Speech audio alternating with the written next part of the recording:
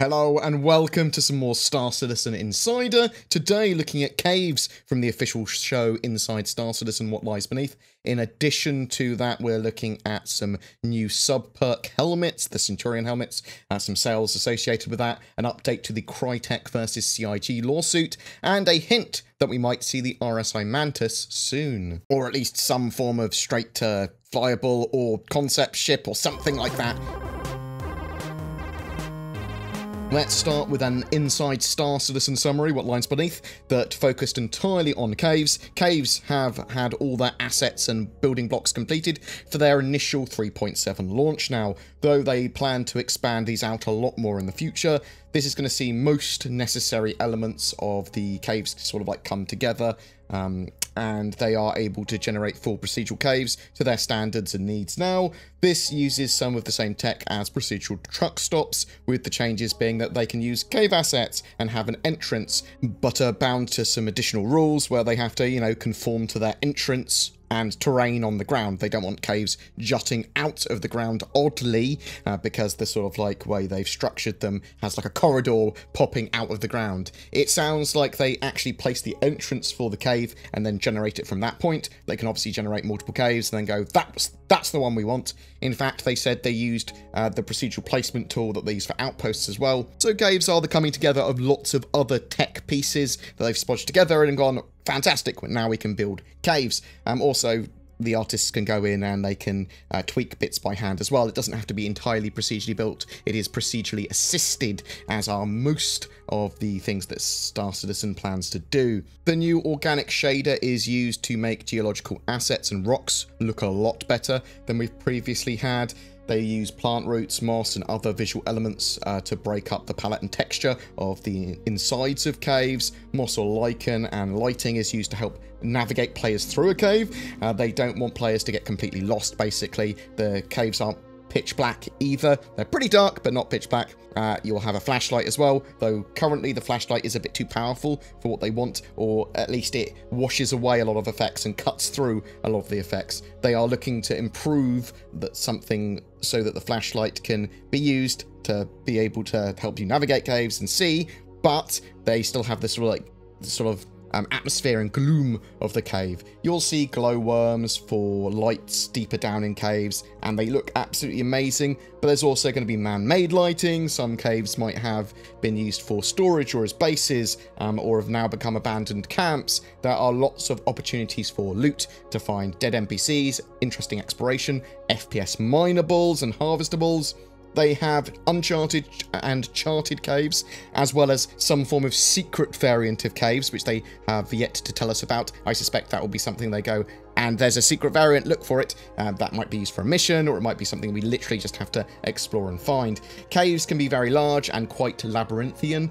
There's sort of like a juxtaposition of small tight spaces that you need to crawl under and through, areas that you might need to climb, massive caverns and open spaces, as well as those very tight-knit corridors. Harvestables and minables are scattered around at appropriate spawning points in caves, giving players things to discover, mine, do in caves, giving them rewards for having a look around. You'll be able to make use of these sort of valuable mineable assets, potentially even quantum matter in caves, using a multi-tool and then getting a mining attachment for it.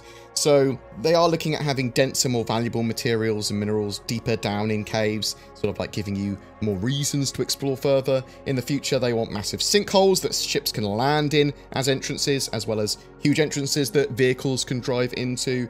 AI will be added, and NPCs, to the caves when they're ready. In fact, they have areas prepared for them. They will be adding mission givers and other NPCs in the future as well. Caves have an appropriately atmospheric soundscape, a little bit creepy, water drips, white noise, wind, sort of like water, rocks falling.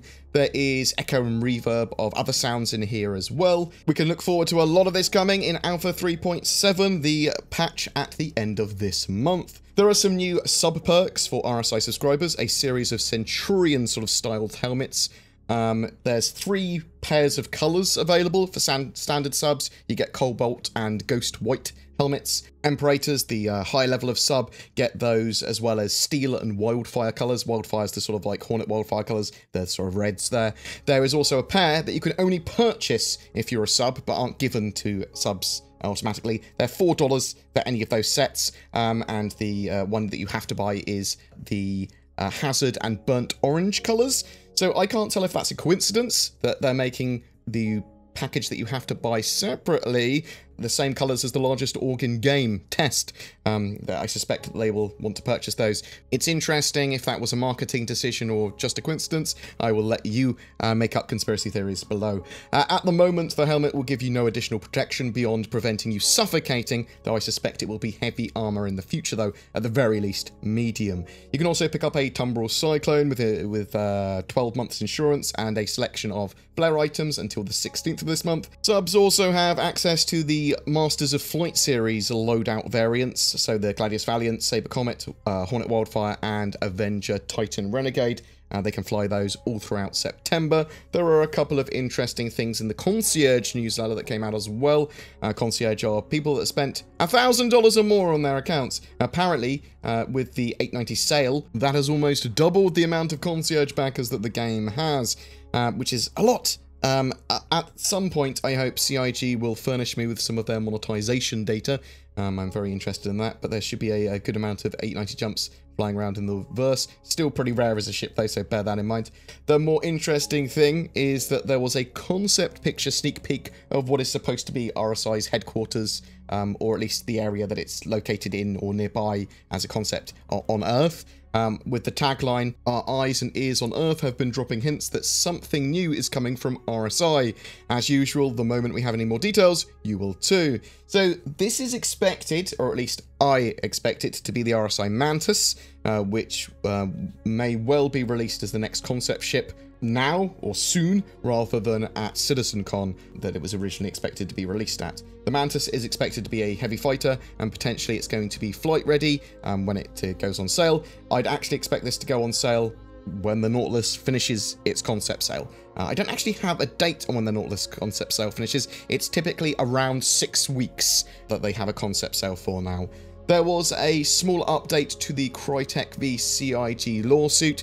There is a request for the trial to be continued from the 24th of March 2020 to the 16th of June 2020, basically giving 3 months more time for the parties.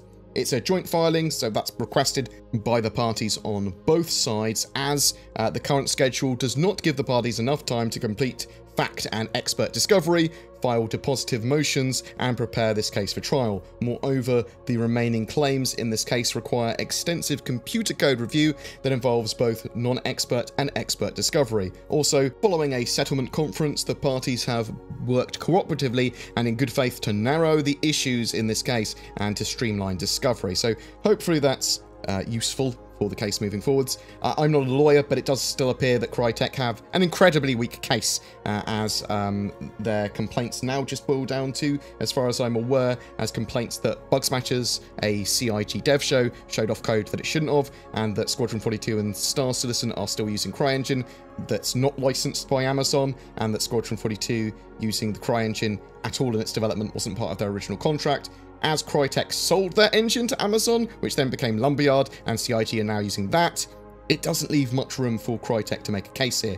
We will have to wait and see though, and I'll give you updates based on what happens. It's very possible that the parties will settle. It's also very possible that CIG will now fight this because it's getting towards discovery, and they might as well, as it looks like they've got a very high chance of being the prevailing party and then having Crytek literally pay for their fees. So what do you think though? Do you think Crytek are fighting a losing battle?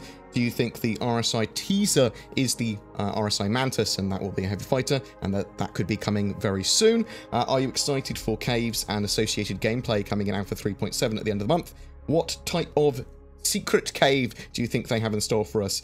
Drugs labs, storehouses, or something else? Whatever your thoughts, I'd love to hear from you in the comments below. Every month we have a ship giveaway. For September 2019, it's for an Anvil Carrack, the mighty exploration ship. It is being donated by the organisation Ultra. They are a chaotic, neutral, multi-role org where they encourage their members to focus on their speciality and find their speciality, and they provide them the freedom to play however they want. In Ultra, you're not just another drone, you become part of a family is the idea. Links below to check them out. They are recruiting. To be in for a chance of winning that ship, just comment on any of of my videos made during September, though, a random comment will be chosen as the winner. More details below. I am also shilling for NordVPN and Shadow gaming PCs, so use the code BoredGamer for discounts there. NordVPN, in a world of censorship and privacy issues, VPNs allow you to browse the net and play games in more safety. NordVPN has many benefits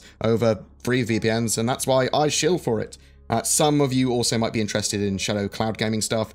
This allows you an alternative to sort of like buying and maintaining your own gaming PC. You can stream a custom Windows 10 environment to devices like your phone, a laptop, or a crappier, lesser PC, and bam, it's fantastically powerful, and it's maintained, and hardware is regularly updated for you. It's a fantastic service, Shadow. Cloud gaming certainly has quite a big future ahead of it. If you'd like to further support my channel, please consider subscribing, sharing this video, ringing the YouTube bell so you get notifications when a video goes live. This is a channel that is funded by the community via donations, Patreon members, YouTube members, and anyone else that wants to get involved with comments and helping. Thank you to everyone that goes the extra mile. Take care, and I will see you in the verse.